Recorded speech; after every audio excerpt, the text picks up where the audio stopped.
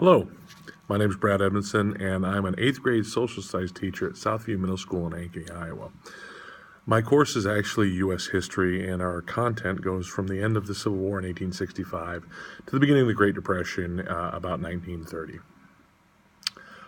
This may not be the most exciting era of history for the typical 13 or 14-year-old, but what I have found in the 5 years that we've had this class is that the students really get engaged when you tell them the interesting stories that go with our content. And often these stories do tap into their sense of empathy, or maybe just a growing sense of empathy.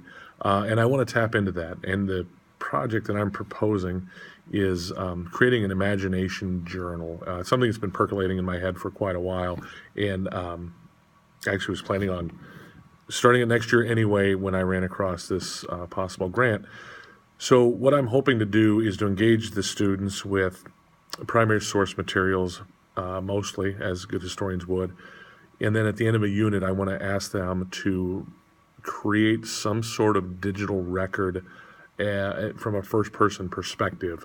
So as a freed slave, perhaps, try to create some idea of what they might feel like when their civil rights, their newfound civil rights, are taken away, or how immigrants prior to 1920 felt about their trip to America, or their experiences through Ellis Island, or even once they settled in the United States, or as a laborer in the late 19th century, dealing with the wealth gap and how they have to work so many hours and barely, make it through life, while the industrialists are just accumulating incredible amounts of wealth. And I'm hoping to have them write and collect artifacts in a digital format to demonstrate that.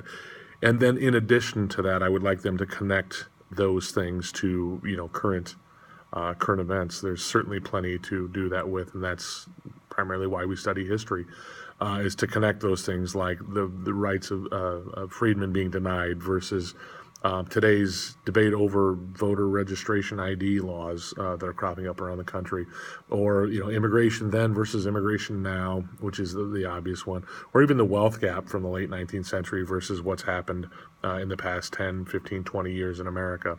And I hope that this cognitive empathy will create a sense of creativity that can just kind of pour forth out of the students, and to make them realize some other perspectives in this world. So I really appreciate your time. Thank you so much.